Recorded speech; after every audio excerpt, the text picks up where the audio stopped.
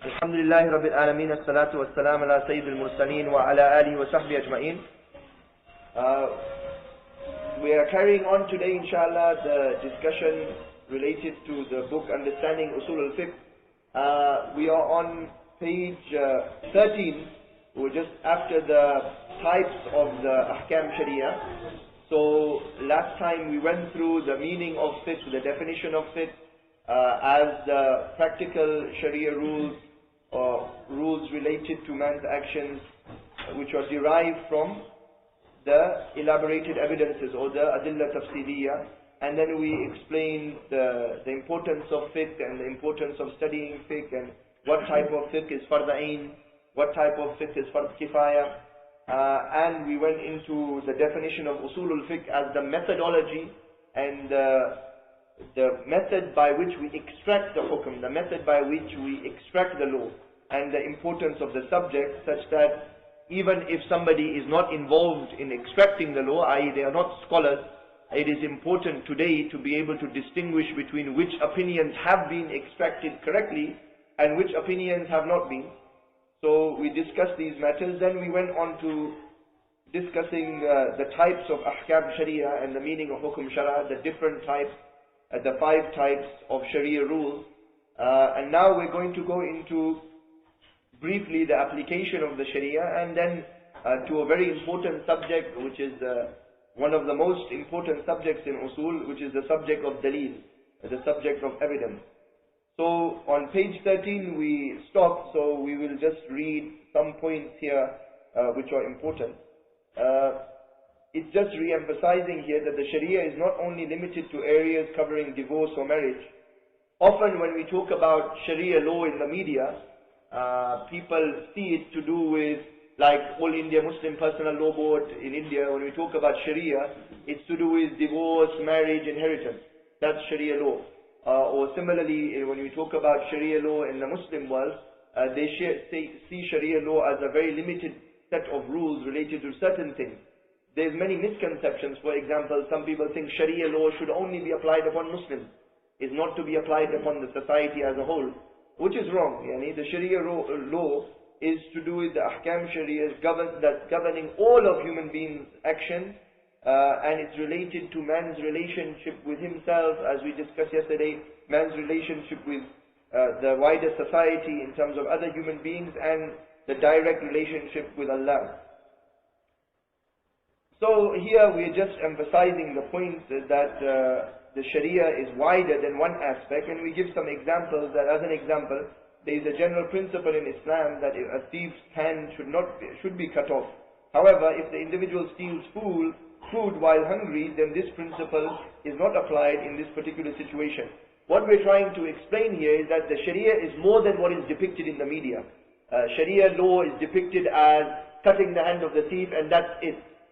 With the Sharia law, or the fiqh, is detailed. It is not so general that it's like just a broad law, cut the hand of any thief. Although Allah Azza wa Jal did say in the Quran, وَصَارِكُ, and cut the hand of the thief, whereas the Sunnah, when we study later on, the Sunnah specifies and details the rules in much more depth. Okay? So there are many conditions. So for example, the Fuqaha have highlighted 7 conditions for cutting the hand of the thief. So our idea today may be that any thief's hand is cut. That is not true in Islam. Okay? For example, if the thief steals from a public place, Rasulullah ﷺ would not cut his hand. So if somebody goes to the market and he steals something from a market, which is a public place, his hand is not cut. If somebody steals food, his hand is not cut. If somebody steals in the time of famine, the hand is not cut, because Rasulullah ﷺ said there is no cutting in the famine. If somebody steals from his relatives, then this is shubha, then the hand is not cut.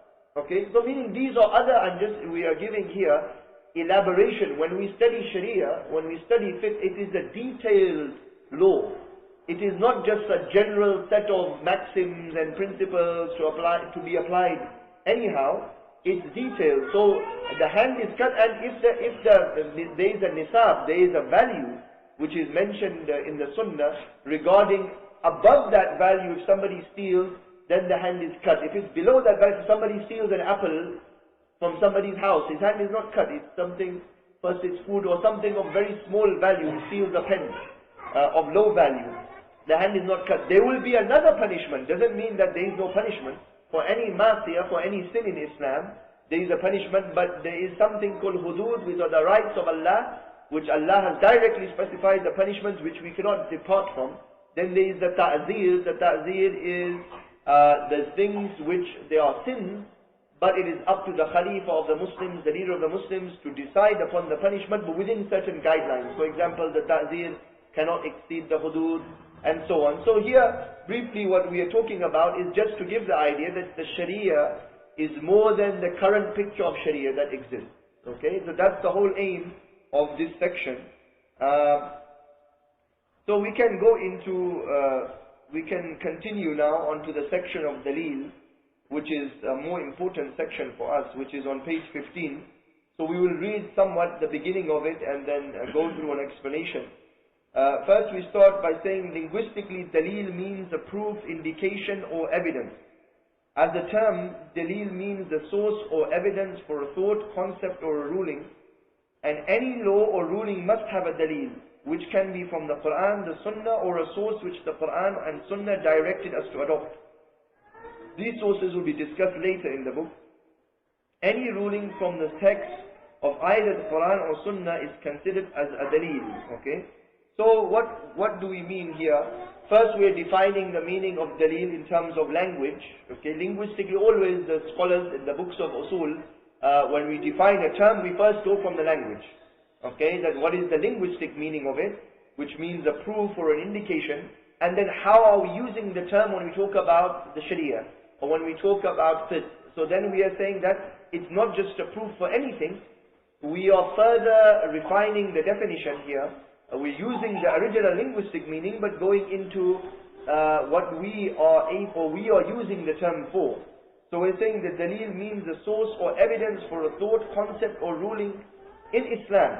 Okay, that's what we mean when we talk about Daleel. So we are talking about Daleel, the Shari'i Daleel. Okay, the Daleel related to the Sharia. For example, in Aqidah, the Daleel can be different than in fiqh. Okay, in Aqidah there are two types of Daleel: Daleel Aqli, Daleel Naqli. The Daleel which is based on the mind, like the proof of the existence of Allah Azza wa Jal, that is based upon the Aql. Allah directs us in the Quran directly to use the mind to come to His belief, or to believe in Him. إِنَّ فِي خَلْقِ السَّمَاوَاتِ وَالْأَرْضِ وَاخْتِلَافِ اللَّيْلِ وَالنَّهَارِ لَآيَاتٍ لِأُولِي الْأَلْبَابِ. In the creation of the heavens and the earth, and the alteration of night and day, these are signs for ulil albab, people of understanding. These are signs in many other ayat, yatafakkarun, people who think, okay, the people who ponder. So, Daleel, when it comes to Aqidah, as we differentiated yesterday, there is a difference between Aqidah and fiqh, Aqidah and Sharia. When it comes to Aqidah, we are allowed to use rational evidence. We are allowed to use Daleel from the mind when it comes to the existence of Allah, when it comes to proving the Quran. Okay? When it comes to proving, for example, the Ismael, the infallibility of the Anbiya, also that's a rational discussion. When it comes to the subject of Al-Qada wal-Qadr, also there are rational areas of the Iman. In Aqidah also there is the Daleel Naqli, there is the Daleel or the evidence which is textual, i.e. those matters which cannot be proved by the mind that we simply must submit to, such as the matters of the ghaib, like the belief in the Malaika, the belief in Yawm al-Qiyamah, the belief in Jannah and Jahannam, the belief in the Qadr, i.e. the knowledge of Allah. These things are textual, and we believe in them, okay, textually, and we submit to them.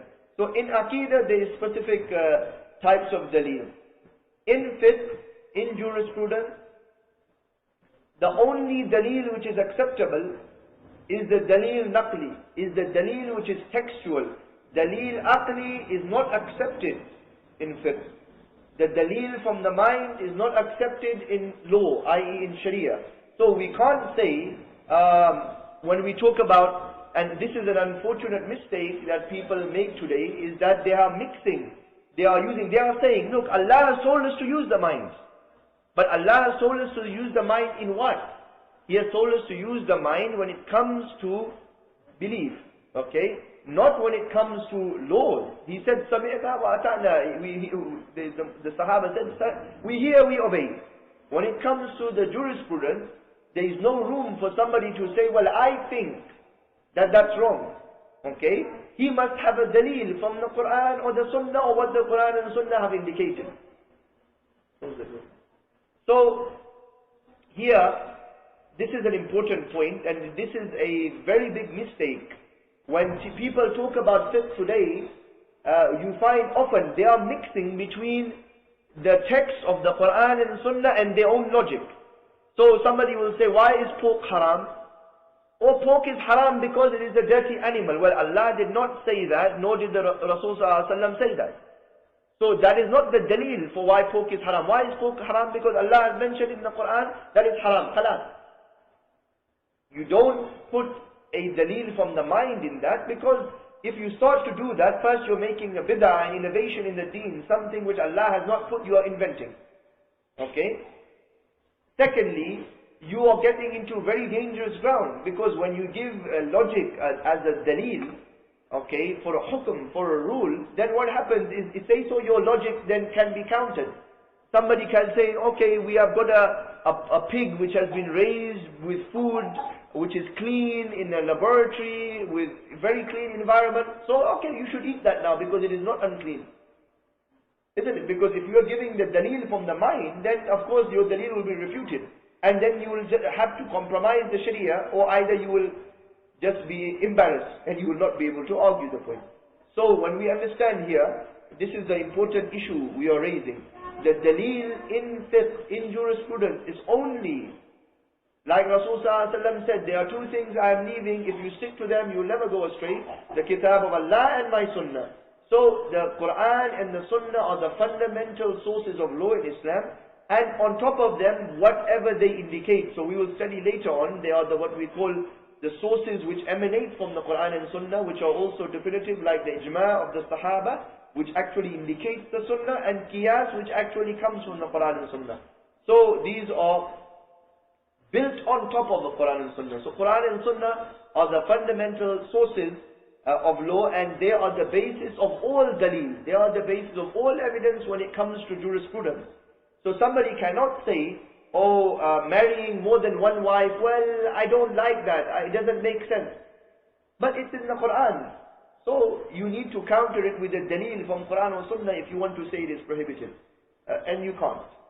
So if it is established from a verse of Quran, and it's a rule which has not been abrogated, then it is there. We cannot use our own logic to try and say, well, today it cannot be applied, and that's what unfortunately people who are deviating from the methodology of usul, and this is the whole point of these sessions, what they are doing is that they are using the mind or invented logic to try and abrogate, to try and nullify the Sharia. So what they are saying is, well, Rasulullah ﷺ was in the 7th century, and today we're in the 21st century. So therefore the hudud, cutting the hand of the thief, and killing the apostate, and lashing the fornicator, and so on, these things cannot be applied because we are in a modern world. But that's an argument not from daleel. That's an argument from the mind, and therefore it is not a daleel, it must be rejected. Okay, it is nothing, it has no weight. It is simply an invention from logic, and therefore when it comes to the rules, as we know, we stick to the daleel of the Quran and the Sunnah and the aql. The mind is not a source of Sharia. Now we go into some examples here. When we go back to the book, it says, for example, وَلْتَكُمْ مِنْكُمْ أُمَّةٌ يَدْعُونَ إِلَى الْخَيْرِ وَيَأْمُرُونَ بِالْمَعْرُوفِ وَيَنْهَوْنَ عَنِ الْمُنْكَرِ وَأُولَٰئِكَ هُمُ الْمُفْلِحُونَ. In Surah Al-Imran, verse 104, Allah Azza wa Jal has obliged the existence of a group or more than one group. Now, it's a good reason we have used this ayah. We can use it to show the conflict between the daleel from the mind and the daleel from the text. Many people today, they use their own logic from the mind to say, oh, there are so many Islamic groups, to have Islamic groups is disunity. To have a group is disunity, to have a group is haram. Yeah, I have heard this argument. To have a group is haram. So, look, they have made their own daleel from the mind, but Allah Azza wa Jal at the same time He is saying, if we go to the Quran, وَلْتَكُمْ مِنْكُمْ أُمَّةٌ, let there arise from the ummah another ummah, meaning, and the word used in the Arabic here, as we mentioned, to understand Daleel properly, we have to understand it in the original language. Allah Azza wa Jalla has said, وَلْتَكُمْ مِنْكُمْ أُمَّةٌ, i.e. it is an indefinite generic noun. It can mean more than one. It does not have to be one, but the minimum to fulfill the ayah is one. So this Daleel established for us the permission, and not only the permission, in fact it is an order, because it's connected with the previous ayat, which are to do with obligation.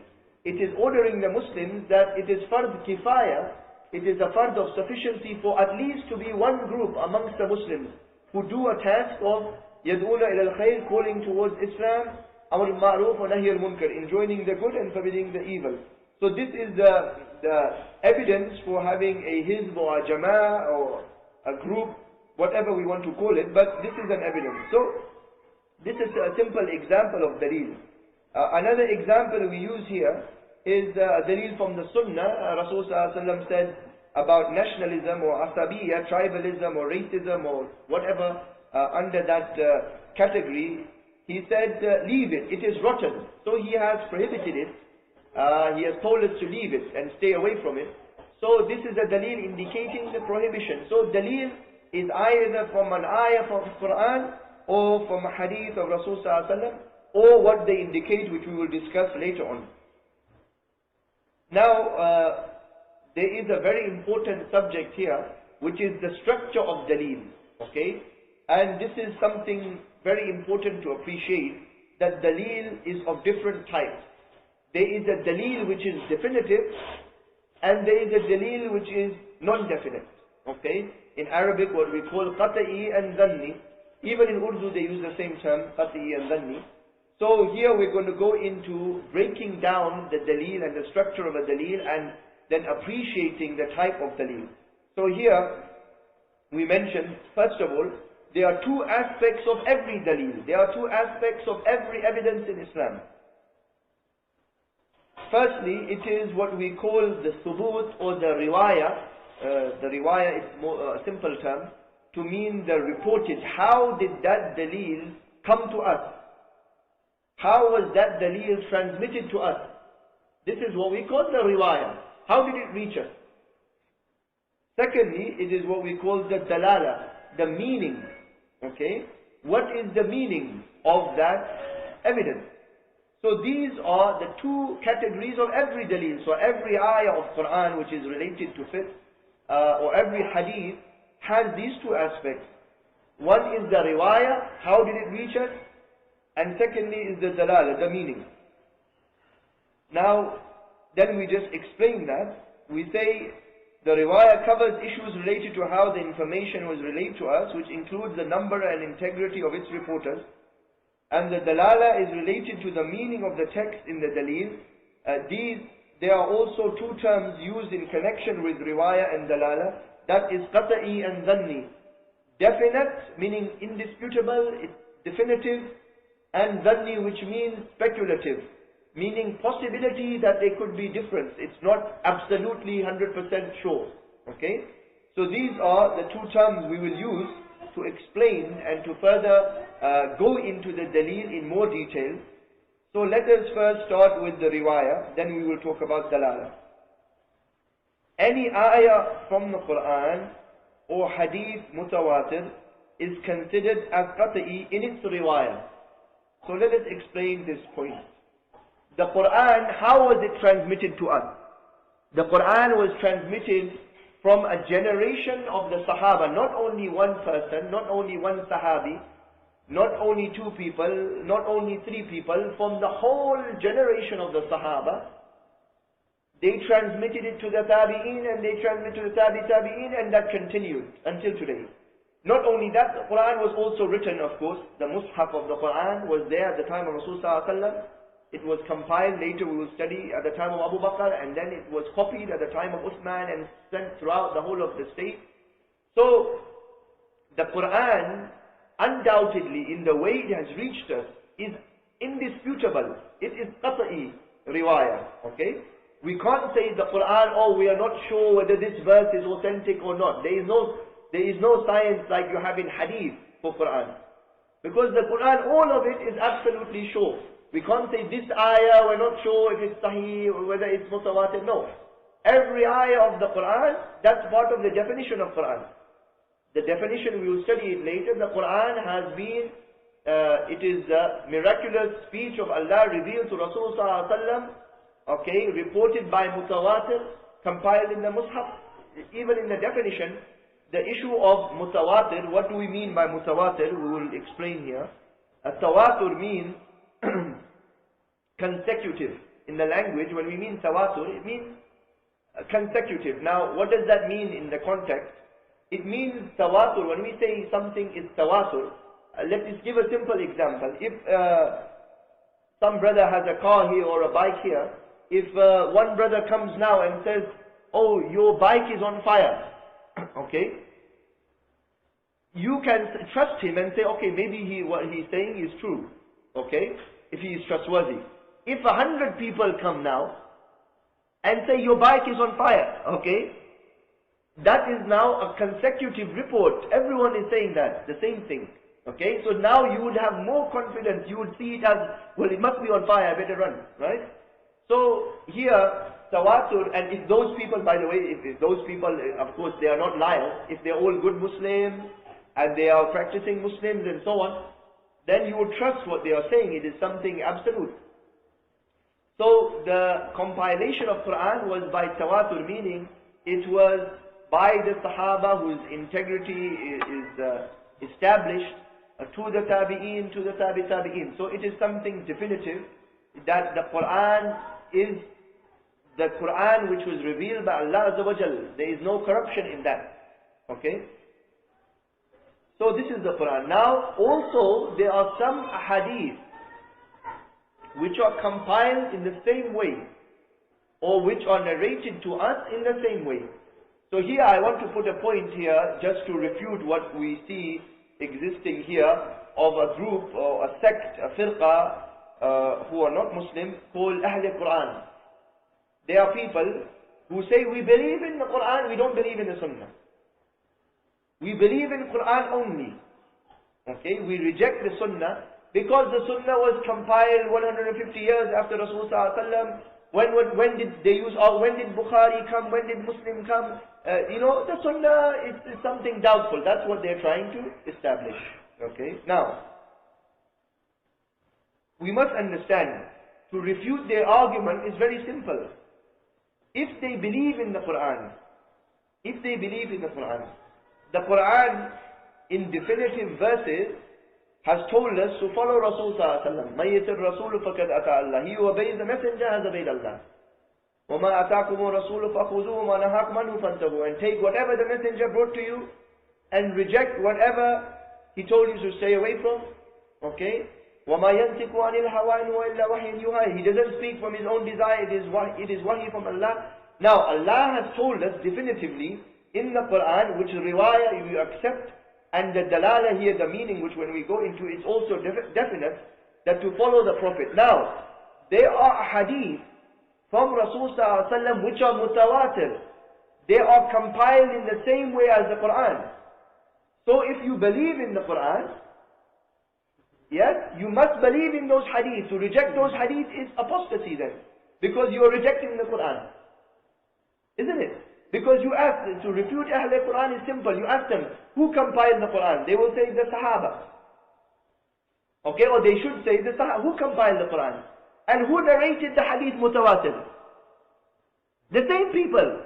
So why are you accepting one and rejecting the other? Okay, so to reject the hadith which are incontestably proved. For example, certain hadith, they have been reported not by one or two or three or four, they have been reported by a whole group of the companions, right? To the tabi'een, to the tabi'een, and they are known as mutawatir hadith. They are mutawatir, they are reported in a way which is inconceivable that they could have fabricated that. Okay? So that is the meaning of tawatur. So we mentioned that here, that the methodology by which the Quran was transmitted precludes any possibility of fabrication. The report was transmitted generation by generation in exactly the same manner. it is impossible for an entire generation to fabricate, erase or to add contents to the Quran. It is inconceivable to believe that every single individual in that generation assembled together and agreed to add or delete parts of the Quran. Everyone in that generation who is reciting the same contents of the Quran, thus authentifying its content. Hadith mutawatir was not transmitted generation by generation, but rather by a large number of people. Due to the large number of people reporting the Daleel and their diversity of residence, their established reliability and conviction, it is inconceivable that this Daleel could be wrong. Now, here we are saying that mutawatir, for a scholar of hadith to determine or to classify a hadith as mutawatir, he simply does not just look at the number. He looks at all the factors to see that it is inconceivable that there could be an error in this narration. Okay, inconceivable for there to be a mistake. So he would look at where are the narrators narrating it from. Have they ever met each other? Okay, somebody is narrating in Iraq, somebody is narrating in Hijaz, somebody is narrating in Misr. The same hadith. Okay, and there is a massive number of them, and they are all in their testimony, they are known to be thiqa, they are known to be trustworthy people, reliable, not liars, etc. So the scholars of hadith classify a hadith as mutawatir when they believe that it's incontestably proved that the riwayah is qat'i, it is definite.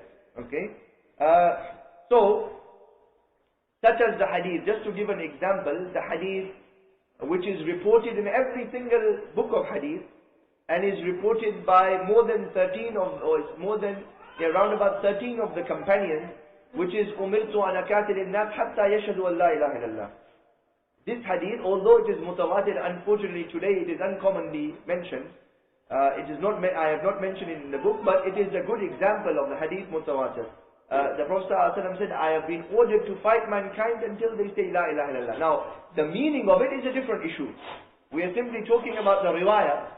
Okay, the riwayah, it is mutawatir, it is narrated in every book of hadith. It is related by a huge number of the companions to many of the tabi'in, to many of the tabi'in. Therefore, it is known as the hadith mutawatir. Now, when we talk about the hadiths which are non-mutawatir, we call them hadith ahad. So in hadith, not in Quran, you can't have it in Quran, only in hadith, or in what we call later on the athar, the reports from the companions also, there can be two classifications. One which is mutawatir, which is, as we said, related by a big group of people in a way which precludes an error. So that is mutawatir. Then hadith ahad is everything other than that. Okay? So hadith ahad is every other hadith which is lower than that. It includes the sahih hadith which are not mutawatir. Some of the sahih hadith are mutawatir, but some of them are not. Okay? It includes, meaning the hadith which are reported by a less number of people. Okay? So the scholars of hadith, they put a minimum number for mutawatir as 5. They said this is a minimum. Doesn't mean just any 5, but they say 5 people like Ali ibn Abi Talib, radiallahu anhu. 5 excellent people is minimum for mutawatir. The reason why they do that is because in Quran, Allah Azza wa Jalla has mentioned that if you have 4 witnesses and they are unknown, you need a 5th to testify to their truthfulness. So if Allah has put the 5 as a condition minimum for achieving absolute certainty in a case, then who are we to put less than 5? So this is why the scholars of hadith, they put 5 as a minimum. Okay? Now anything less than 5 then, by definition, is khabar ahad. Okay? So if one sahaba, or one of the companions, or 2 of them, or 3 of them, or 4 of them narrated a hadith, it is by definition khabar ahad. It is not mutawatir. Doesn't mean we reject it. Of course, we're not saying about accepting or rejecting here. We are just saying what category does it fall into. It falls into a riwayah which is zanni. It is not qat'i. It is not absolutely definitive. Okay? Now before moving on to dalala, moving on to the second element of hadith, of daleel, we will just clarify a point here, that what is the point of classifying the hadith in this way? Who cares? Right? Because when it comes to a'mal, we will study later on, we use the khabar ahad hadith as well as mutawatir. As long as the hadith is sahih or authentic or hasan, we can use it in ahkam sharia. Okay? We will study that later on. But so what is the point of classifying hadith as mutawatir and hadith as ahad? Okay? There is a point here, because like the hadith in Bukhari and Muslim about nationalism here, that leave it, it is rotten, it is hadith ahad. Okay? Many of the hadith that we use in fiqh are hadith ahad. They are from khabar ahad. Okay? So now, the issue is what? The issue is that, why classify it in this way? Right? There is a reason. The reason is to reject the qat'i, the definitive riwayat, the definitive narration, is like the rejection of the Quran. And therefore it is known as apostasy from Islam. It is kufr. Simple example, if somebody rejects that there is no malaika, we don't believe, I don't believe in angels. Is he a Muslim or a kafir? He is a kafir. If somebody like Ghulam Muhammad Mirza Qadian says, oh, there is a prophet after, or I am a prophet after Rasul Sallallahu Alaihi Wasallam. Even if he is a scholar, okay, let's say he is a scholar. Is he a Muslim or a kafir? He is a kafir because he is rejecting something definitively reported to us. Okay, now the same thing, if somebody rejects the ayah in the Quran, which says, وَحَلَّ اللَّهُ بَيْءَ وَحَرَّمَ الرِّبَى, Allah has permitted trade and forbidden riba. If somebody rejects that verse, what does it make him? It makes him, whether it's the verse is to do with direct iman or a'mal, doesn't matter. It's a rejection of iman. Rejecting a verse is a rejection of iman because you're rejecting the Quran. Right? So it is apostasy from Islam. To reject hadith mutawatir is a rejection of the ayah telling you to follow the Prophet. So if somebody says, I reject the hadith which says, the Prophet ﷺ said, I have been ordered to fight mankind. I reject that hadith. Then you are rejecting the order of Allah to follow the Prophet. Because the Quran also was compiled in the same way, in a definite way. Now you are rejecting a definite narration. So this is what we call kufran sarih or kufran buah, manifest kufr. It is an apostasy from Islam. Okay? So now, if somebody rejects khabar ahad, hadith, which are not mutawatir, they are not absolutely sure, they are not absolutely definitive, but they may be sahih, they are authentic. What does that make them? Does that make them a kafir or a fasiq? A disbeliever or a open sinner? Okay? So it makes them an open sinner. This is a clear matter that anyone who rejects the hadith which is sahih, they become sinners. Why? Because they are rejecting the sahaba who narrated the hadith. Okay? So for example, the hadith in Sahih Muslim, إِذَا بُؤْيَةٍ خَلِيفَةٍ فَاقْتُلُوا آخِرُ مِنْهُمَا. If the pledge of allegiance is given to two khulafa, kill the latter of them. It is hadith sahih. If somebody rejects that, he is sinful. Because he is rejecting a hadith narrated by a companion of Rasulullah which is sahih, it is an unbroken chain. He has related it to one of the tabi'in who was related it to one of the tabi'in who has been compiled later on by Imam Muslim. To reject the hadith is calling those people liars, a liar. And calling those people liars is what? As Rasulullah said, Sibab al-Muslim fusuq, to accuse a Muslim is fisq, is a sin. So to reject hadith sahih is a sin, but it is not necessarily apostasy unless the hadith is a mutawatir. So just to give some, this is a deep issue, just to give an example, there were some, let's say, strange groups that appeared amongst the Muslims, okay, that used to reject some of the hadith sahih, like the Mu'tazila, okay. The Mu'tazila were a group of what we call rationalists, or people based on mantiq, logic, and they were affected by Greek philosophy. So what they put an overemphasis on the daleel of the mind. They put an emphasis on the aql too much, yani, that they started to reject texts based upon their own logic. So for example, the Mu'tazila, they reject azab al-qabr.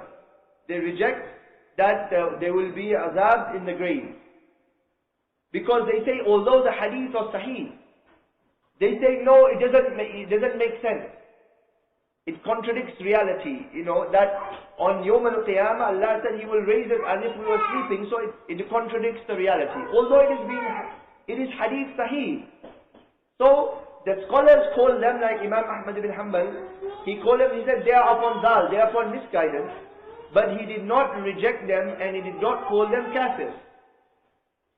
Even the Khalifa at his time became Mu'tazila, and he adopted the beliefs of the Mu'tazila. Even some of the Mufassirin and the scholars were Mu'tazila, like Al-Zamakhshari, who is a famous Mufassir of Quran. In belief he is Mu'tazila.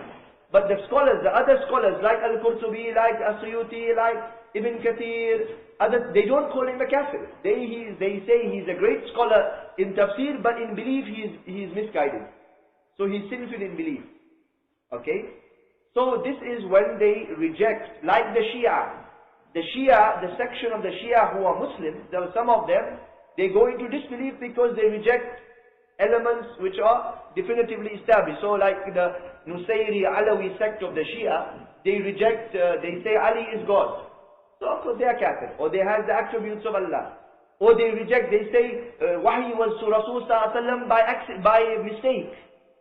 It should have been to Ali. So that is kufr, that is apostasy from Islam. So there are some of the sects of the Shia that go outside, like the Boharas, for example. The Boharas don't say that Ali is God or Ali is a prophet, but what they say is that the Imam, which they believe that there are 13 Imams, that the Imam is the only one who gives the meaning and interpretation to the Quran.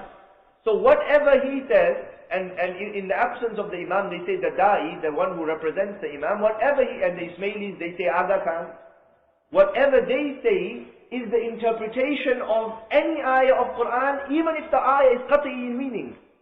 So for example, Aga Khanis or the Ismailis, they say that Salah is whatever Aga Khan says is Salah. So before they used to pray like this, they used to make dua and they said that's Salah. So that is apostasy from Islam, because that is rejecting a verse from the Quran which is definite in not only narration, in meaning, which we're going to go into. So they are what we call kuffar. They are a sect, a firqa, who claim to be Muslims. Now, the ones who reject, like some of the Shia, they don't do that. Some of the Shia, they reject some of the hadith which are sahih. So they will say that hadith narrated by Umar, we will reject it. Narrated by Abu Bakr, we will reject it because they manipulated the power.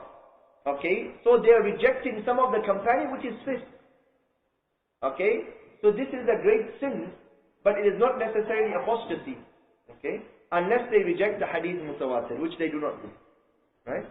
So we have to appreciate this issue. Yani there is a difference between hadith mutawatir and hadith ahad. Now hadith ahad, we will study later on, has subcategories. There is sahih, there is hasan, there is da'if. Some of them we can use in evidence in fiqh, some of them we cannot. Okay, I will pause here before we go into dalala, because it's a deep matter. Maybe there are questions, maybe someone has not understood. Okay, feel free to raise your question. The Muslims who get involved in deviation. Yes. It's a result of the decline, intellectual decline of the Ummah? One of the... Yes, that's right. Yani, why would Muslims reject, for example, hadith sahih? The reason why the Mu'tazila did that is because they became influenced and affected by Greek philosophy. So that is part of the aspect of decline of the Ummah. That they became obsessed with the issue of the logic, and they put logic above the text. Okay? So they started to, so for example, Mu'tazila, they reject certain hadith to do with Al-Masih al-Dajjal. Okay, the false Messiah, Dajjal. They say because it's irrational. It doesn't make sense. So you know the hadith which says, Dajjal will kill a man and bring him back to life and say, I am God. And the man will say, no, you are Dajjal. I know you, we have been warned about you. This hadith, although it is authentic, they reject it. They say it doesn't make sense. How can Dajjal do that? He can't do it because that's only for the Prophet. But if it is reported hadith sahih, then we should accept it. We shouldn't reject it. Okay? They reject some hadith to do with Al-Mahdi. They reject some hadith to do with the return of Isa alayhi salam. So, the Mu'tazila were like that. And that's true because of intellectual decline. Now also further afield, if we come to the current day, there may be Muslims that reject hadith again on the same pretext, or they don't like it.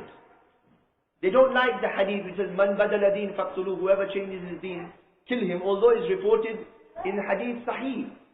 Oh, we don't like that. We don't consider as hadith, but it's reported as sahih. So again, that is part of the intellectual decline. They have made the mind the arbitrator to determine what is acceptable and what is not. And this is a big mistake, and this is leads people to commit sin, and it's a danger. What I wanted to stress here is Muslims get affected when, for example, these people, their ideas, they become spread within the Ummah. So they say, when they start thinking, they say, so how come maybe it's good because look, so many people are just accepting. So that is what we have to know. Yes, the issue of majority, minority. We have to be careful. Islam is not democracy where we decide rules and laws by majority and minority.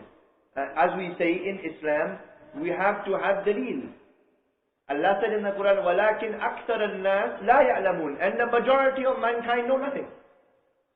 They don't have understanding. So this means in Islam we don't look at majority. What we have today is the people are looking at jamhur. They are looking at the majority. Oh, the majority of people today, they are not, they don't believe that Islam we should have a Khalifa over the Muslim, as an example.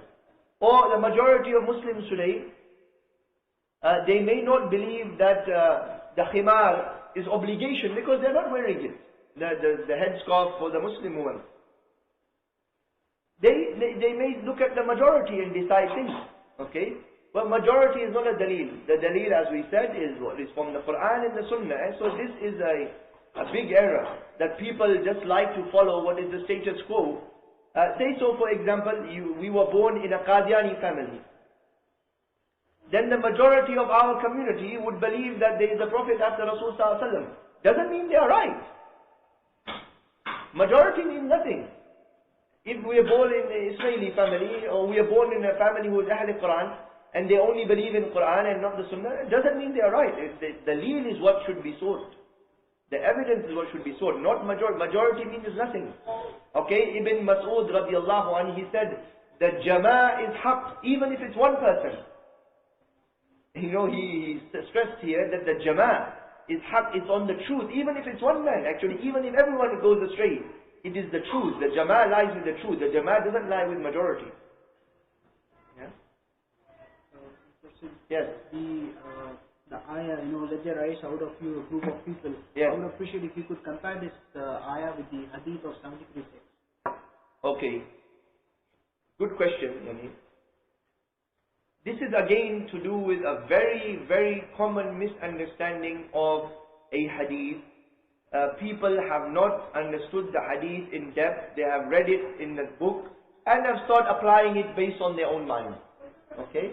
The question is, can you compare the ayah about let there arise from you a group and the hadith of 73 sects, firqas? You know the hadith which is sahih, that there were the Jews and the Christians had 72 sects, firqas in their religion, and you will have 73 sects, and all of them will be in the fire except one. And who? The Sahabas, who are those? And the people who follow me.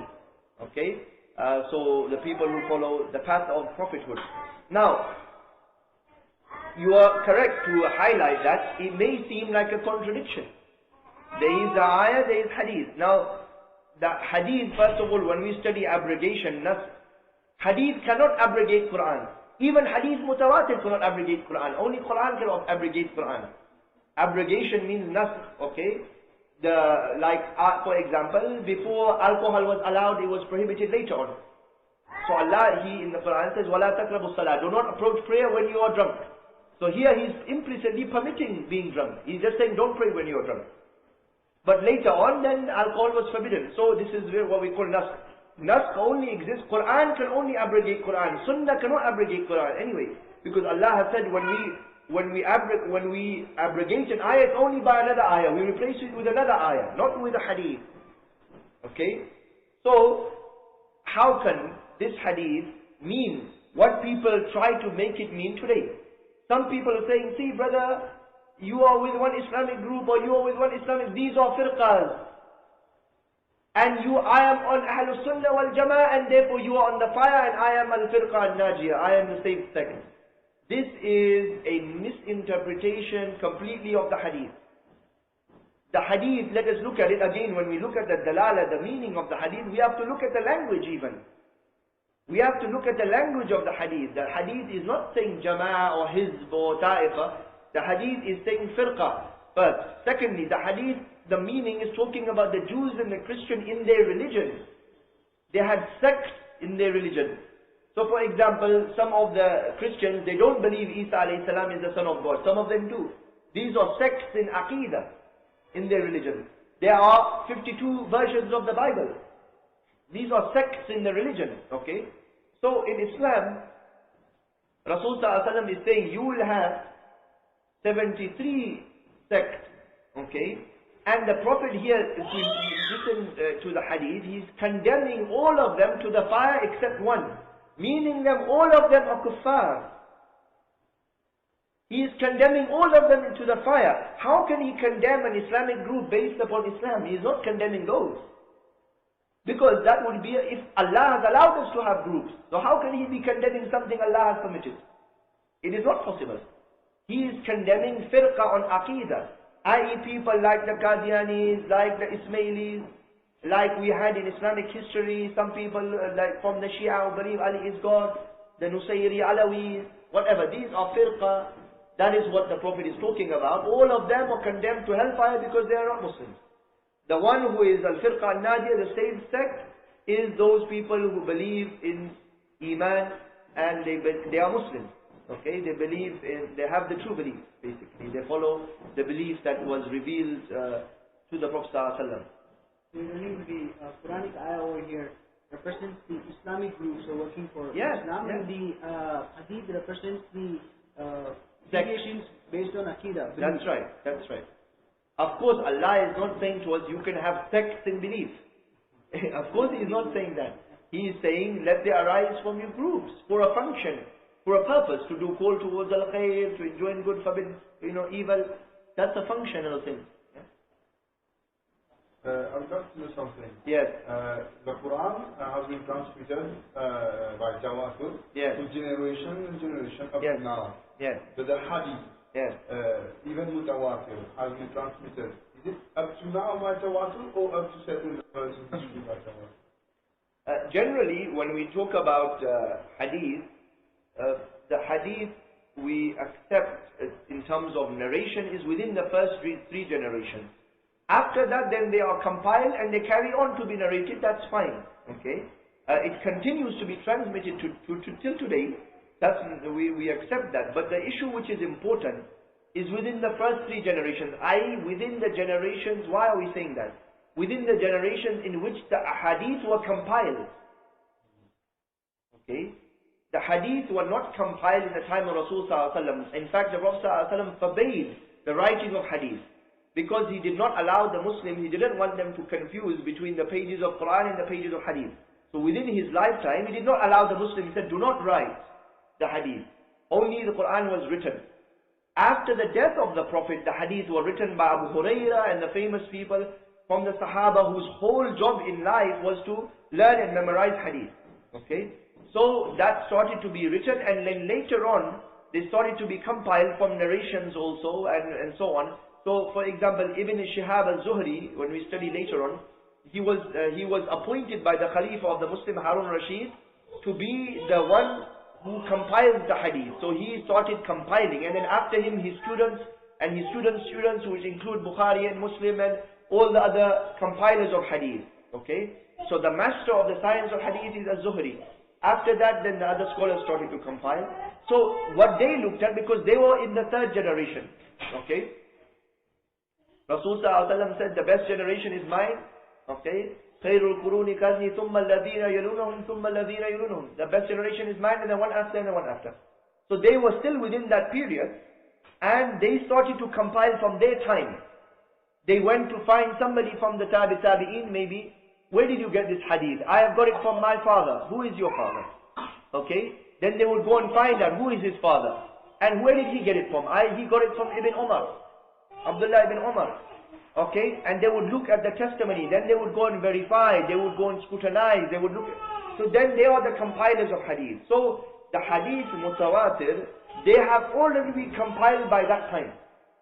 So after that time, there is no sense and no point to go into finding a hadith from somebody else. So we can't go today to find somebody, say, I know hadith. Where did you know it? I knew it from my father, and we start to go and trace the lineage and try to find that we don't do that. We look at the established books of hadith which have already compiled, because they were living at the time. So they have already done the job, so we don't attempt to reinvent the wheel. They have done the job. So it's tawatur up to the compilation. Yes, up to the compilation. Okay. So for example, they have, and the books of hadith are vast. Yani they have covered all the hadith, and if there was any possibility, there is possibility, something may have been missed, it is how is it solved? By ijma' of Sahaba. That's what we'll study later on. Ijma' of Sahaba, they fill in the gaps. Because it's conceivable that a hadith was narrated but was not recorded. So the ijma' of the Sahaba, it indicates the Sunnah. So we'll study it later. Yes. Another question regarding Ahl Quran. You Yes. know that the ayah of Quran is compiled by the Sahabas. Yes. At the same time, the hadith is also compiled by Sahabas. But they argue, like, the ayah of Quran, Yes. Allah subhanahu wa ta'ala has told that there will be no corruption to the day of judgment. Yes. Wherein in the compilation of hadith, there are possibilities there might be a corruption. Right, so what we say to them, so the ayah which says, Mayyit al-Rasul faqad ata Allah, is it without corruption? They will say yes. And that is from Quran? Yes, so that is an order. Follow the Prophet. So if you reject what was definitively narrated by the Prophet, then you're rejecting the verse. Isn't it? So the argument again falls apart, because as long as they accept Quran, they have to accept Hadith Mutawatir. They have to, and that's why people see, brothers and sisters, here is something very important. Another reason why to understand Usul ul-Fiqh. I went to Hyderabad. I was shocked to find Muslim youth from Islamic groups. A father came to me in the masjid and said, my son, he has been corrupted, and the youth are becoming corrupted by Ahl Quran, and they were involved in Islamic groups. Okay? Why do we not find that surprising? Because Usul ul-Fiqh is not studied. Usul ul-Fiqh is not studied. So when people start saying, well, Bukhari came later on, okay, and there are hadith which are contradictory, so how can the hadith be authentic? Then the youth becomes confused. He is not Usuli. He does not understand Usul al-Fiqh, and therefore he cannot argue. He just gets confused. Okay, I will follow Quran, I don't follow Sunnah. Okay? And by the way, another point here which we will come to later on, to follow Khabar Ahad in fiqh is itself a concept which is mutawatir. Okay? So I will repeat the statement. Okay? Because somebody may say, okay, there may be a new sect. I follow Quran and Hadith mutawatir only. I don't follow Bukhari and Muslim and the Sahih Sitta and the other books of Sahih. I only follow mutawatir. No. To follow Khabar Ahad and to use it as a daleel in extraction of law and following ahkam is itself mutawatir. Why? Rasul Sallallahu Alaihi Wasallam used to send one individual to go and teach people the deen. And that is mutawatir. He used to send Mu'adh ibn Jabal to Yemen to teach the people and to rule over them, and they would teach them the Sharia. So one man can be evidence to follow in a'mal, in action, right? So this is a definitive concept. To follow khabar ahad as a source, as part of the source of Sharia, it itself is a qat'i concept. Meaning, khabar ahad means less than mutawatir, hadith ahad. Yeah? Khabar means report, ahad means singular. Literally means singular. Okay? So, the khabar ahad hadith, to reject them as a source of Sharia, it is against apostasy. Because it's rejecting mutawatir. And that is rejecting Quran. So you see the chain. Right? So we have to appreciate that issue here. Yes. The three generations, right? Within the three generations only we have to accept the hadith, which is prohibited that we shouldn't go through Rasulullah told, the best of the generations, the best of the generations. First thing, yes, that is true from that point of view, as well as it makes no sense to try and compile the hadith after they are compiled. What somebody can do is try to go through and scrutinize based upon a criterion, okay, and attempt to scrutinize the categorization of hadith, fine, but they are not compiling hadith anymore. No one compiles hadith after those generations. What they do is authenticate. What do you define compilation? Compilation means that what did Bukhari do? What did Imam Muslim do? What did Abu Dawood do? They went to a man. This man in their time said, I know a hadith from Rasul Sallallahu Alaihi Wasallam. Okay, what is the hadith? They write it down. They look at his testimony. So in the hadith there is asma wa rijal. There is the characteristic of the rijal, of the people who are narrating. Is he a good man? Is he a liar? Is he a fasiq? Is he a good Muslim? All those things. Who did he hear it from? And if he said, I heard the hadith from Fulan. And we know, have you traveled to Iraq and that Sahaba was living in Iraq and he never came here? Then we know that the hadith cannot be correct. Okay, so they scrutinize the whole chain. Okay, so this is compilation of hadith. Categorization of hadith is looking at the already compiled hadith and now scrutinizing which ones are da'if, which ones are hasan, which ones are sahih. That's categorizing. That can be done until Yawm al-Qiyamah. That's fair enough. Some mujtahid can have a view, a muhaddith can have a view of what he accepts as a strong hadith and he doesn't accept as a strong hadith. So there might be a contradictory between mujtahid in categorizing the hadith between mutawatir and ahad. In mutawatir you seldom find any, because mutawatir is too many people narrating. Within khabar ahad, yes, there is lot of difference. Within khabar, and that's why there is difference in the fiqh. For example, some fuqaha, some mujtahideen, they accept, we'll study later in ilm al-hadith, they accept the hadith which is mursal, a hadith which is reported by a tabi, but they miss out the narrator. But they say Rasul Sallallahu Alaihi Wasallam, but that tabi is a scholar and he is an accepted authority. Okay? So for example, if we find somebody like a hadith narrated by Nafi, who is accepted as a narrator of hadith, and he is trustworthy, and he is a scholar, and he is narrating a hadith, some scholars say, even if he misses the narrator, we accept it as a daleel. Other scholars say, if he misses the narrator, it is da'if. So there is ikhtilaf within the acceptance of khabar ahad. Within mutawatir, we don't really find it. Yes, because it's definite.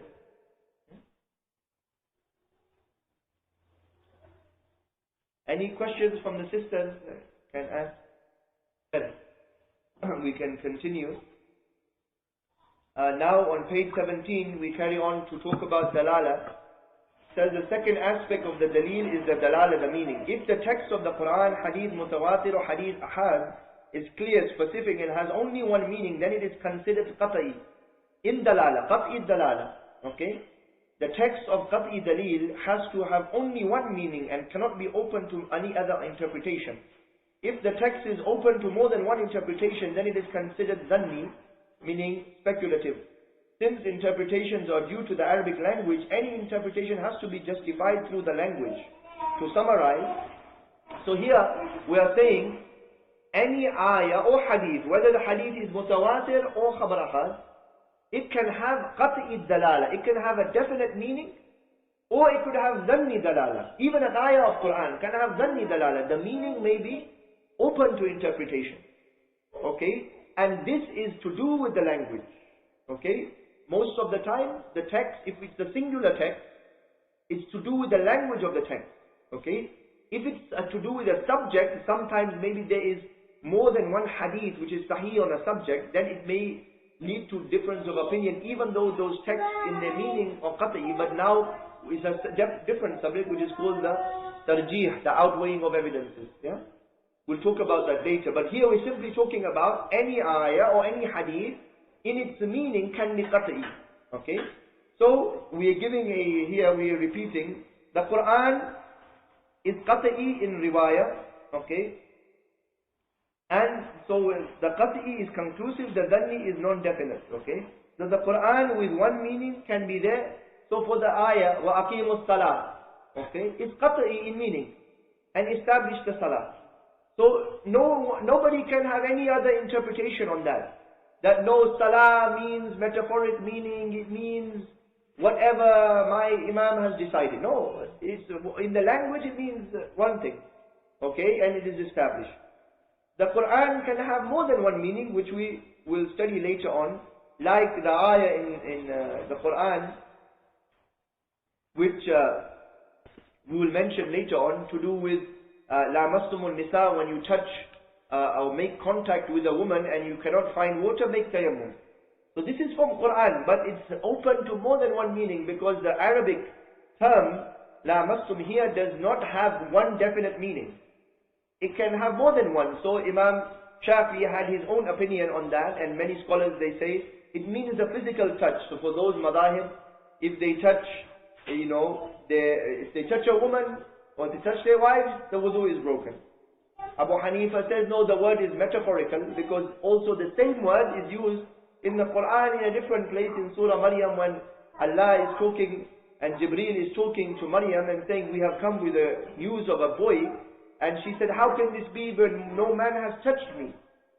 And here she doesn't mean physical touch, she means the metaphorical touch here. So here the ikhtilaf can be, there can be an ayah from the Quran which is qat'i, of course in riwayah, but its meaning can be more than one. And these ayat are many, and these are the root of many of the ikhtilaf. For example, the ayah of divorce, that divorced a woman 3 times. Okay? Now here, it's not definite, 3 in 1 sitting or 3 in 3 sittings, separated. It's an ayah from Quran, the ayah which says, none touch the kitab, save the mutahharun, save the purified ones. It's an ayah from Quran, but the meaning is dhanni. As we discussed yesterday, Ibn Hazm's view and the Zahiri school's view is that it's talking about Lawh al-Mahfuz. Other scholars' view is talking about Quran, and Ibn Hazm's view is that talking about mutahharun means the malaika. The other scholars say mutahharun means the people with wudu, with tahar. So this is ikhtilaf, is the dhanni meaning from Quran. Okay, the ayat of inheritance, they have dhanni meaning. Okay, in terms there are possibility to be more than one interpretation on the ayah. Okay, so there are many ayat like that. Not every ayah of the Quran is qat'i in meaning. Then we have hadith mutawatir also, that can have more than one meaning. Okay, there can be hadith mutawatir which are qat'i in meaning, which we give an example in the next page. We say, whoever lies about me, Rasulullah said, whoever lies about me deliberately, let him take his place in the hellfire. This hadith is mutawatir. Okay, so its meaning is also qat'i. So anyone who lies about Rasulullah, okay, is a sinner. This person is going to be a sinner and is going to lead to hellfire. This hadith is definite in meaning. So nobody can say to invent a lie and attribute something that Prophet ﷺ did not say, and you say the Prophet said it, and you are lying about the messenger, and that it is allowed to do that. Then they say, I am just joking, I am just playing a game. He has definitely committed haram, because the hadith is mutawatir, and the rule can only be one, because the meaning is only one. Okay? So, the mutawatir meaning, the qat'i thubut or qat'i riwayah plus qat'i dalala equals qat'i rule. Qat'i hukm. We give the formula here as we go on, that we'll go into that. The qat'i riwayah, like the Quran, like the hadith mutawatir, which has a qat'i meaning, okay, like the prohibition of riba, like وَمَنْ لَمْ يَحْكُمْ بِمَا أَنزَلَ اللَّهُ فَأُولَٰئِكَ هُمُ الْكَافِرُونَ. Those who do not judge by whatever Allah has revealed, they are disbelievers. This verse, one aspect of it is qat'i, that is prohibited at least to rule by other than what Allah has revealed. That is prohibited, and there are many verses actually which are definite in meaning on this point. Okay? So that's definite in meaning. However, so if the ayah is definite and is definite in meaning, the rule is definite. So to reject that rule would be what? To reject the rule which is definite would be a rejection of Islam, because a rejection of the definitive evidence, which is apostasy. If there is a qat'i ayah in riwayah, of course, and a qat'i hadith, but the dalala, the meaning in the language can be more than one, then it's in the scope of interpretation, and it is for the mujtahideen to make interpretation. It's for the scholars to make ijtihad in that, and we follow whoever we trust in that based upon the daleel who we believe is the strongest. So, who is right? Abu Hanifa or Shafi'i? Who is right? Who is right? Abu Bakr or Umar? They disputed about the ayah of Quran, okay, related to the divorce, related to zakah even. Okay? They disputed, they said that Umar, he stopped paying zakah to the people who had mu'allafat al-qulubuhum, what is known as a category of zakah. It is people who embrace Islam to make their hearts, tranquil. Abu Bakr as-Siddiq used to pay, he stopped paying, he said no, their hearts are already reconciled. Because his interpretation of the verse is that it is a type of issue which is to do with reality. If the heart is already reconciled, like they've embraced Islam, although the Prophet pays zakat to them and Abu Bakr pays zakat, he said their heart is reconciled now. You see the issue? There was difference of opinion within the Sahaba upon the verses of the Quran. So that means that Quran can be open to more than one interpretation, right? In certain ayat, which are, as we said, which are dhanni in meaning. Now also, so we have Quran, qat'i plus qat'i meaning equals definitive rule. Mutawatir hadith, which has qat'i meaning, equals definitive rule. Khabar ahad hadith, which is sahih, which is authentic, which has qat'i meaning, equals definitive rule with a slight difference. Okay? The difference is to reject it is sin and not apostasy. So for example, the hadith in Sahih Muslim, where Rasul said, whosoever appoints a woman as a ruler will never be successful. This hadith is sahih, and its meaning is definite. Its meaning is only one, it cannot mean anything else. It means it's not allowed to appoint a woman as a ruler. Okay? Doesn't mean that they are bad, it just means that it's a rule reserved for men. So, if somebody rejects that rule, he is sinful. Because there is no scope for interpretation, and there is no other text on the matter. So there is no scope for interpretation on the issue. Okay? It is something which is a definite rule, okay? But rejecting it is fisq and not kufr. Right? Hey, here we give the example again in the book which I've already mentioned about the touching la mastumun nisa, and we give some other examples. Like some people may say, but how do I know if the ayah of Quran is qat'i in meaning? How do I know? How do we tell? Right? It's a good question. How do we tell if the ayah is definite in meaning or the hadith is definite in meaning? The way we can only tell is in the language. That's why it needs to, we have to, if we do not know Arabic, we have to rely upon the people who have Arabic language. Okay? And we can appreciate, for example, the ayat we give here are to do with numbers. They're to do with what we call adad, numbers. Right? So here, the ayah says, those who accuse chaste women of zina, this is talking about false accusation. When you accuse a woman of zina, bring 4 witnesses to prove it, or flog them 80 stripes. So the ayah, when it's talking about numbers are definite things in reality. So we cannot say 81 or 91 or 101. It's a number. And the witnesses, we can't say no, the ayah means 3 witnesses because it says 4. And it says 4 clearly. It's not a metaphor. It says 4, so it means 4. Okay? So certain things like Qul huwallahu ahad, say Allah is one. It's definite. We can't say, oh, Allah can be more than one.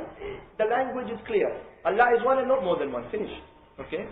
So we have to look to the language to establish it. Now, for somebody who does not know Arabic, they may become confused and say, well, how can I establish which areas of Islam are definite and which are not? It's a very good question, isn't it? For the person, for the person who does not know Arabic, who is not a scholar, they may say, well, I don't know, there are so many areas of ikhtilaf. I don't know whether to rule by Sharia is ikhtilafi or not. I don't know whether democracy is ikhtilafi or not, that it is haram. I don't know whether khimar for the woman is ikhtilaf or not. I don't know anything. How do I know? Right? So that is a good question. Now, to resolve that, there is an easy way. Okay? There is an easy way for the average person to just find that out. The way to do it is that we look, has any of the accepted mujtahideen in history ever disputed the matter? That's an easy way to establish it. Okay? So for example, the fact that the Muslim should be ruled by one Imam, one Khalifa, never has it been disputed, okay, that in principle, that we should have one ruler. So, we know this is something established in Islam, it's definite.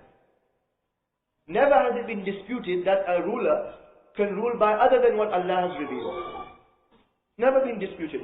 Never has it been disputed by the mujtahideen who recognize that salah is 5 times a day. That Sawm is in the month of Ramadan as obligation, not in another month. So we can easily check, for someone, it never has it been disputed that the khimar, the scarf for the woman, is a fard.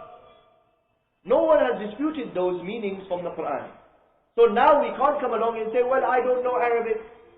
I don't know whether the ayah is zanni or not, or qat'i or whatever it is. Because it's just established in history that no one has ever disputed it who is accepted. Since you're speaking about fiqh, yes. Small daughter, okay, keeps discussing about Adhan is going on, right? So we continue and... Okay, I didn't actually hear the Adhan. Okay, it's not haram, first. It's something recommended.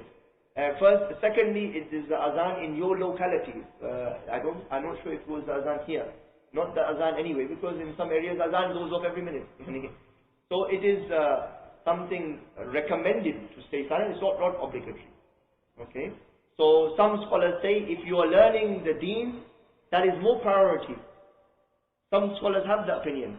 And if you have a time and you have, it's the halaqah which is going on and it's learning the deen, that is more priority, so you should carry on. Okay? Other scholars have a different view. So khair is. It's not a big issue. Yes. The last one you specified regarding, if we not know the Arabic language, it's good to go with the mustahid in the history. Is it not necessary going on with the opinion of the mustahid, we can just peep into the evidence in Quran ayah, or just say at all and come to a conclusion because Mukallid and True, the question is that of course we're not saying don't look at the evidence. What we're saying is that you may not be capable to distinguish because you don't know the language. If you read the translation of Quran when it says when you touch a woman, now you don't know whether that touch is physical or metaphorical. You don't know the language. You may read it and just say, oh, it's definite. When you touch a woman, if you don't find water, make tayammum.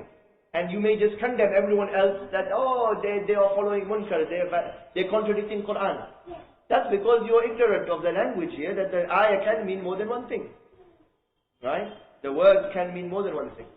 So here, that's why I'm saying that we should follow the mujtahideen in what they have said regarding the ayah. Okay? and what they have differed or not differed regarding the ayah. If we are not mujtahid ourselves, if we are capable ourselves, we just look ourselves. If you are capable, you know the language, you know the text, okay, fine. Then you can yourself decipher and understand that. Okay. So this is just the way to decipher it. Yes.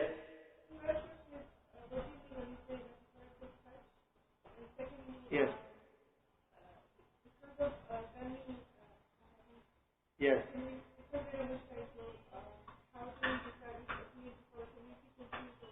Right. So this question about adopting an opinion. No. Okay. The first issue, the metaphorical touch here means intercourse. Okay. Because Maryam, alayhi salam, she said here that no man has touched me. Now it's obvious what it means. Okay. So meaning that, I have not had intimate relations with a man such that I can have a child. Right? So that is the metaphorical touch. So in the madhab of Abu Hanifa, he uses that verse as a evidence in language to say that it's metaphorical. So that the touch meant in the verse is not the physical touch. Okay? So that is the meaning. Secondly, the second question about what we call ittiba. Some people don't like the word taqleed, but anyway, in principle it is taqleed. How do we follow an opinion? Okay, who to follow? Because there is one mujtahid with one view based upon daleel, there is another mujtahid with another view based upon daleel. So who do we follow? So in this issue we have got a chapter later on about ijtihad and about taqleed. So I will not go into it in too much depth, but first issue, it cannot be based upon your desire. That is qat'an haram. Okay? It cannot be based upon what is easy for you. That is qat'an haram, because we have countless texts in the Quran and in the Sunnah prohibiting following your hawa, following your desire, following your benefit, okay, following what you find, what you like and what you dislike. Allah says, there may be some things that you love, but they are bad for you. Some things you hate, but they are good for you. Allah knows, you know not. The Rasul said, "La yu'minu ahadakum hatta hawa'un taba'un lima ji'tu bih." No one of you has iman unless your hawa, your emotions come in line with what I have brought, not what you desire. So the issue is, this is the modern corruption, okay, in the deen, where people are saying, oh, in Shafi'i madhab, when it rains, I can combine my salah. Okay? Oh, that is very easy. I will adopt it. Okay? According to Abu Hanifa, if I am go swimming and I come out, I have ghusl and I have wudu without niyyah. If I go for a shower without making wudu, without niyyah even, I come out, oh, that looks very nice. So they adopt from Abu Hanifa that issue, from Shafi they adopt this. They adopt from Zahiris, oh, touching the Quran without wudu, that makes life easy. Khair, I'll adopt that. This is haram. Okay? Because in origin, وَمَا خَلَقْتُ الْجِنَّ وَالْإِنسَ إِلَّا لِيَعْبُدُونَ. Allah has created the jinn and the ins to worship Him. Our basis is to follow Allah and His Rasul. It is only because we are incapable to do that directly that we are permitted to make taqleed, that we are permitted to follow a mujtahid. Therefore, it is only on that basis that we believe it to be the true or the closest to the truth. That it is the hukm of Allah. That is the only basis for taqleed. Okay? And it cannot be ease. It cannot be benefits. It cannot be... Otherwise, we are just making lords of our desires, as Allah has condemned in the Quran. So, we can't change opinion based upon what we like. It should only be based upon what we believe is the strongest or what we trust to be the strongest. Okay? Yes. Yes. Right. Number one, normally as you grow up, you have already adopted a legitimate opinion. Okay, so we are already praying, isn't it? We already pray. So we pray according to one of the legitimate mujtahideen or imam. So we continue upon that opinion, knowing that it is a valid Islamic opinion, until we may have researched the issue and may trust or come to trust another opinion to be stronger. Then we can leave our opinion and follow another opinion. Okay? Until that point, you carry on what you are following. You don't just say, well, I will follow myself. If you are not a mujtahid, you can't follow yourself.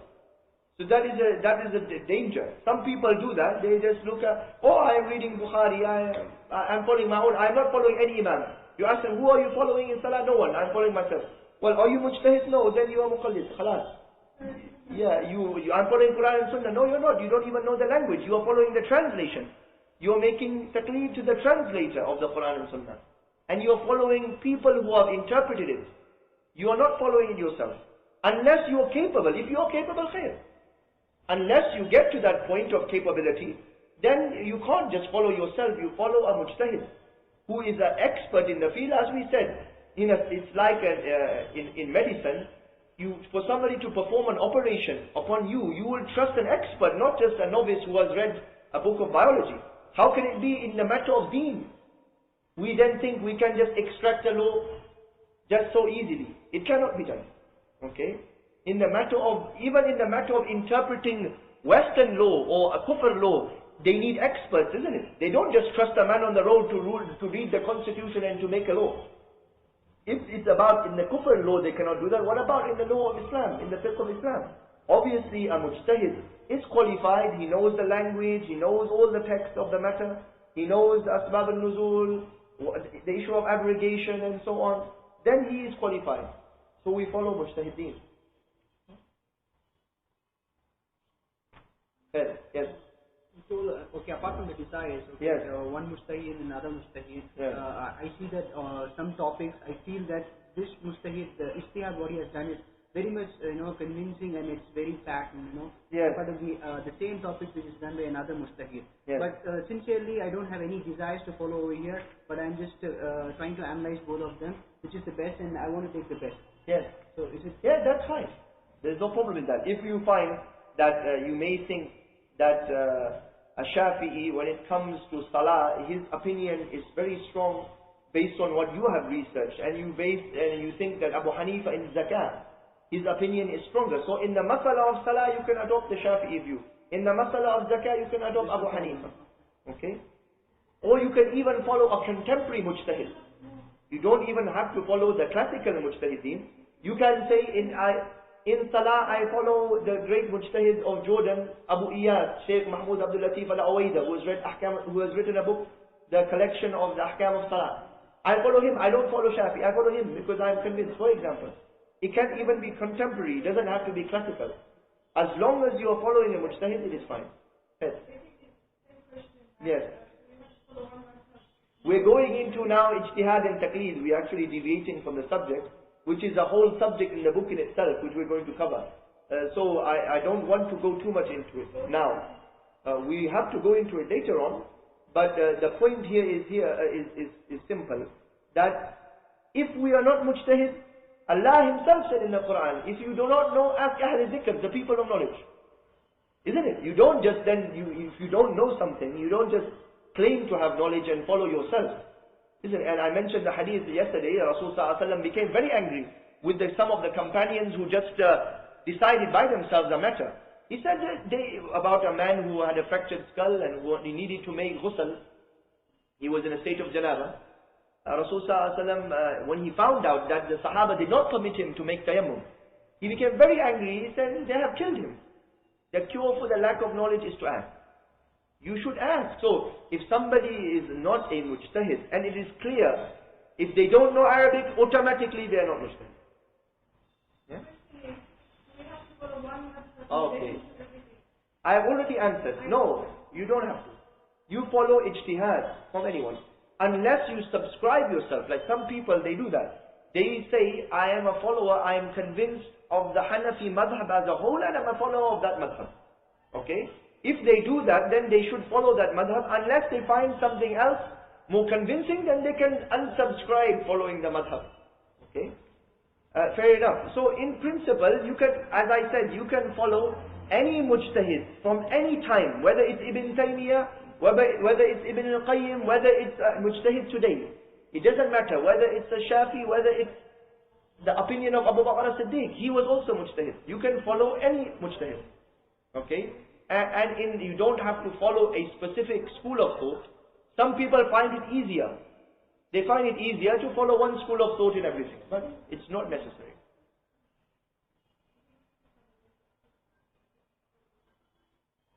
But maybe it's better to listen and then to discuss later. I think is the better way. Yeah. Otherwise, you will miss points which are being discussed. So this goes in the later part of the book. I refer to you the chapter of taqleed. It goes in deep on this matter with all the evidence, with all the discussion. So you have to refer to that. We'll carry on in the issue of qati and dhanni because we have not finished here of the examples. We give an example of hadith mutawatir with dhanni meaning, which is the issue of ihram. Okay, it is mutawatir hadith, but there can be more than one meaning in the way to wear the ihram. The mujtahideen have differed in that matter. And then we have examples of hadith ahad, which are dhanni in meaning. Okay, so for example, I want to raise a controversial issue here, just to humble us in what we sometimes think is definite, the issue of music. The issue of music is ikhtilafi, it is not qat'i. It's differed upon by the mujtahideen. First of all, the hadith are not qat'i, they are dhanni. And they are dhanni in both sides. Dhanni riwaya, dhanni dalala. In meaning, both sides are dhanni. For example, Ibn Hazm, who is a scholar of the Zahiri madhab, he says all the hadiths that say music are prohibited are da'if. That's his opinion. Okay? What's that? He says all the hadith that indicate music are prohibited are da'if, or weak. So he says music is halal. Ash-Shafi'i in Kitab and the Shafi'i school in general, they say there are two types of music, haram music, halal music. Music which is haram is what is promoting zina, etc. So the hadith which talks about the lead being poured into the ears and they will, near the day of judgment, there will be music and alcohol and all. They say this is talking about the haram forms of music which is calling towards haram. But they reconcile, saying there are other hadiths where Rasulullah ﷺ allowed the Ansar to play the lute, which was a form of a string instrument. They allowed the Ansar on the day of Eid, the children to sing. So there are many other hadiths. It's an issue of ijtihad. Unfortunately, today what we have done is we have made the dhanni qat'i and the qat'i dhanni. This is a disease and this is what I want to expose. People have made topi as if it is qat'i. Trousers above ankles as if it is qat'i. Having a beard fistful as if... These are all disputed matters in fiqh. At the same time, they say to vote for Congress or BJP or Samajwadi is dhanni, is ikhtilaf, but it's qat'i haram. You see the issue? At the same time, they say to ally with the kuffar against the believers is ikhtilaf. Why? Because Shaykh Uthaymeen and Shaykh Ibn Baz, they allowed it. But it's qat'an haram. Okay? You see the issue? So here we have to realize that today we are living in an age of disease and decline in usul. Qat'i has become dhanni. And dhanni has become qat'i. So music has always been disputed. So people, unfortunately, yes, they may hold the opinion that music is haram, but you cannot condemn other Muslims. For example, in Malaysia, Indonesia, in Islamic conferences, with the ulama, they're all sitting, they're playing music. String instruments, and all of those. That's the Shafi'i view. It's the view of Shafi'i, it's the view of the Shafi'i scholars. So, it's ikhtilaf. We cannot condemn. We can say we believe it's stronger, it's haram maybe, if somebody believes that, but it's not definite.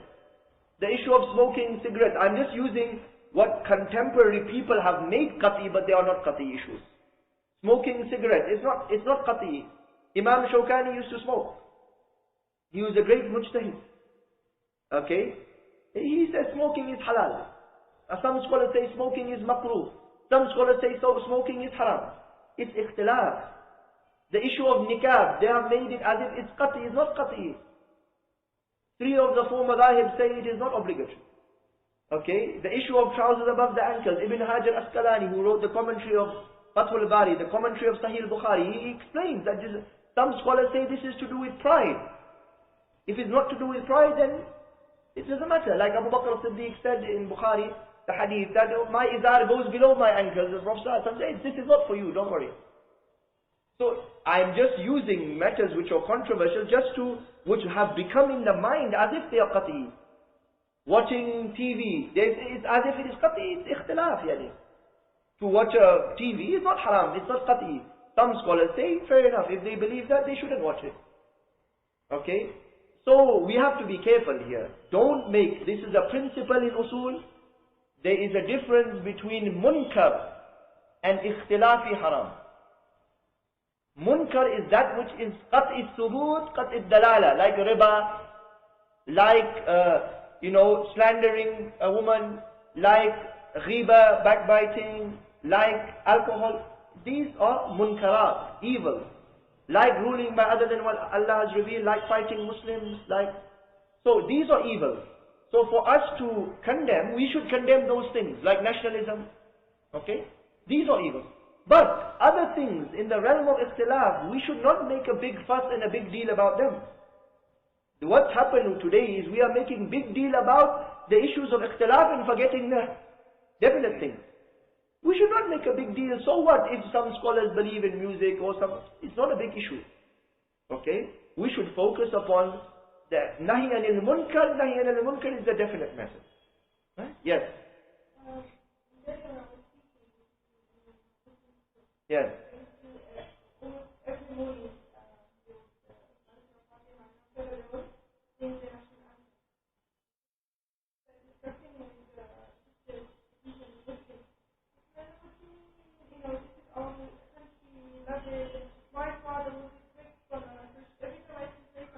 Yes.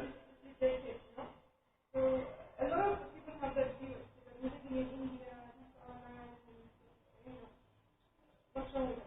See, the issue of nationalism, yani, it's one of the most well-known and deep-rooted concepts in Islam, that we innamal mu'minuna ikhwa. Verily the believers are a brotherhood. The bond of Iman is not a bond of a nation state. Okay? So for us to have pride, for us to like where we live is no problem. For us to have pride and say that I am Indian and Indians are better. Okay, this is a form of racism, that means Pakistanis are not. And India is better than Pakistan. And India is better than Bangladesh. This is Qawmiya Asabiyya, which has been completely forbidden in so many hadith. So many texts are there, okay, and even in Quran. وَاعْتَصِمُوا بِحَبْلِ اللَّهِ جَمِيعًا وَلَا تَفَرَّقُوا, and hold fast to the rope of Allah and do not be divided. This ayah was revealed when the Ansar were about to fight based on Qawmiya. Okay? So the issue of nationalism is completely forbidden by Quran and Sunnah. What's happened today is we've had all these people who they misquote a hadith, as we said earlier. That's why we need to know usul. That they misquote. They say Rasul ﷺ said the best land to me when he was leaving Mecca. The fondest land to me is you, i.e. Mecca. But they missed the end of the hadith. He said this is because you are the fondest land to Allah. Okay? Yani they missed the end of the hadith. And secondly, for us to like where we live, there's no problem. But for us to say I am better because of that, this is qatan haram. So the issue is today, as I said earlier, many definitive matters of Islam, people have just sort of tried to delete. Okay? Or just because of ignorance, they've started to promote. And people think they call the MP of the kafir to the masjid in election time, to tell the people to vote for a non-Islamic party. Is Samajwadi or Congress or BJP or whatever party, RJD, are they based on Islam? Allah said in the Quran, and وَلَا تَعَاوُنْ, do not make ta'awun. In what? In ism, in udwan. Do not make ta'awun in sin and corruption. So how can we cooperate with non-Islamic parties in the first place? They're not even based on Islam. They're based on non-Islam. Cooperate or help them. So don't call them to the mosque. Don't vote for them. Don't do anything for them. They are based on kufr. How can you do that? Are we allowed to elect someone to rule by other than what Allah has revealed? So these are again people, today they say, oh, but great scholars, Maulana Wahyuddin Khan, he allows it. Fulan, Maulana allows it. So what? The issue is that any alim that contradicts qat'i thubut, qat'i dalala, we reject that alim and we reject that fatwa. Because the definite matters are definite. You see the issue? there are alims, and this is a type of fitna. Rasulullah told us that there will be, and I will mention the hadith of firqa actually here. There is one variation which is reported as authentic by Al-Haythami, that he said there will be 73 sects, and the worst fitna from amongst them will be those who make the halal haram and the haram halal by their mind. This is the firqa in the deen, because what is the Prophet saying? He is saying those people who go against qat'i things in Islam and make halal haram and haram halal, i.e. the definite matters. This is a firqa in aqidah, i.e. they have left Islam. The Prophet said this is the worst of those 73. The worst of the worst. And today we are finding it's the time of fitna, yani. People are doing that.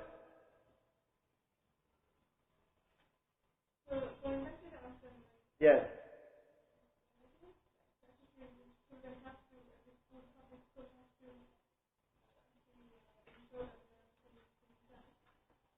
This is a masala of fiqh, yani. First, if somebody does it on the basis of nationalism, that is qat'an haram. But there is a opinion that is based upon an ayah of Quran about fear, okay? And the Shia use that ayah and go to an extreme in that ayah to use taqiyya. They say taqiyya means you can lie to anyone and hide the truth from anyone, including a Muslim. The ayah is to do with the kuffar. So, if you fear a loss, because the ayah says if you fear the loss of property and you fear the loss of or some harm basically coming to you, then you can make taqiyya or tuqa, basically to lie or to not say the truth or to act in a false way just to protect your property and to protect yourself. So if somebody, that's why it's a matter of fiqh, yani a masala, if somebody thinks that if I don't, so for example, if there is a parade, okay, and if you don't sing the anthem, you know you're going to be beaten. Okay? So some of the fuqaha, they allow it. They say because it's with the kuffar, not the Muslims, you can make the Shia take an extreme and say taqiyas to everyone. But the classical mujtahid, they say, because it's an ayah of Quran, they say that it's to the kuffar only. So in that circumstance, if you fear some harm to you, then you can do it, but you don't believe it in your heart. You just say it, yani. So it's a matter of this issue. There is ikhtilaf. Meaning with a Muslim you cannot, meaning with a Muslim the ayah is not applicable because the ayah is about the kuffar, and that's definite. The Shia are using that completely and saying taqiyya to anyone. So they hide the truth from even Muslims. Okay? So for example, in the Muslim world, even if you fear, you cannot sing the national anthem to promote nationalism, because this is now to do with Muslims. You have to speak the word of haqq and stand up against that, even if you are beaten and even if you are imprisoned. Explains the actions of brothers in yeah, the issue is if it's with the kuffar. If it's with the Muslims, you cannot do it. Now, to say the word of kufr is something else as well. That is a ruqsa, something specifically in hadith, not just for some fear. The ayah is about fear of loss of wealth even. So even if you fear that, you're going to lose your wealth, you can do it with the kuffar. But with the Muslims, there is another hadith which talks about the issue of saying the word of kufr, a point on the issue of when you fear your life. That is allowed. The Prophet allowed the Sahaba that if even with Muslims, if you're going to be killed, okay, you can say that no, I believe in the king and then this and that, the other. You can say it. But it is better not to. It is recommended. Rasulullah said, say the truth even if it's painful to you. So it's better not to do that. So that's there are different daleel for that. But just because of some fear, loss of wealth, loss of position, like these ulama, they compromise the whole deen because of loss of their job, that is not allowed at all.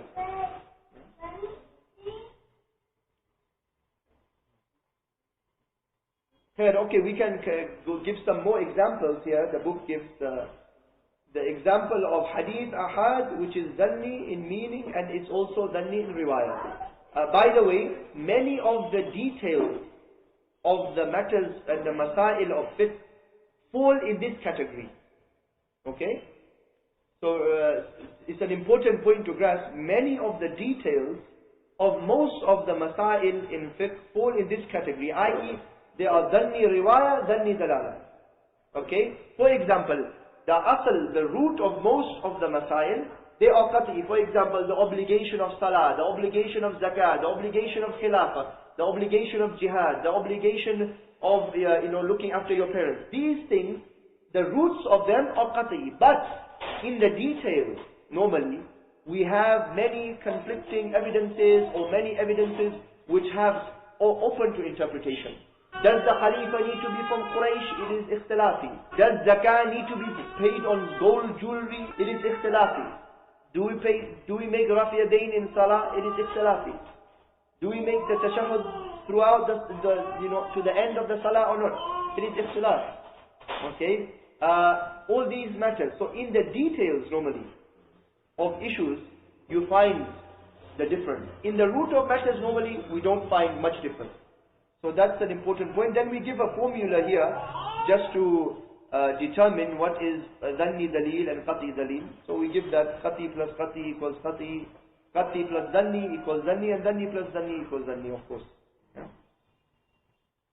Okay, I think just before we end, maybe we just make a point that we made in the book here as well. Somebody may consider after this, why is it so complicated? Okay. Islam is simple. Some people get fed up when they read all these things. Islam should be simple. Why are you making complicated? The issue is this. It is the hikmah of Allah. We have to understand. It is the wisdom of Allah that He has revealed the deen in this way. Okay? Let's understand why the scholars, many of the scholars in history, they said ikhtilaf is a rahmah upon the ummah. It's not a hadith. Some people fabricate it and call it a hadith. Not a hadith, but it's a qawl of the ulama. That ikhtilaf, the ability to have difference, it's a mercy upon the ummah. Why? Now let me put a question to you to think about. To have a book from Allah that answers every matter definitively until Yawm al-Qiyamah, that is possible to come up, that will ever come up. How big will the book be? Think about it. It's not conceivable. Yani, it will have to be huge, that it answers every single matter literally until the Day of Judgment. So it's not actually even conceivable that within 23 years of Rasul's prophethood, that Allah would reveal such a book. Rather, it is the wisdom of Allah that Allah has revealed the Quran as the source of law, and the Sunnah of His Messenger as the source to extract the rules until Yawm al-Qiyamah. And if we were not, this is what the scholars say, if we were not allowed to differ, then how would we be able to extract? Imagine if there was no ikhtilaf in fiqh, there would be no mujtahid, there would be no scholarship. Because nobody would bother to look into the qat'i and the dhanni and the Arabic and the points and the hadith and the text, to be able then to be qualified when a new matter comes up to look to those texts and extract a hukum. Right? So if there was no ikhtilaf, there would be no ijtihad, really. So the fact there is ikhtilaf, there is ijtihad, and that is the dynamism of Islam. That allows us to solve every problem until Yawm al-Qiyamah without changing Islam, by simply extracting from Islam. This is the method of solving all new problems according to the Kitab and Sunnah, and that is the beauty of Islam. So we shouldn't see it, oh, it's complicated, and why is it?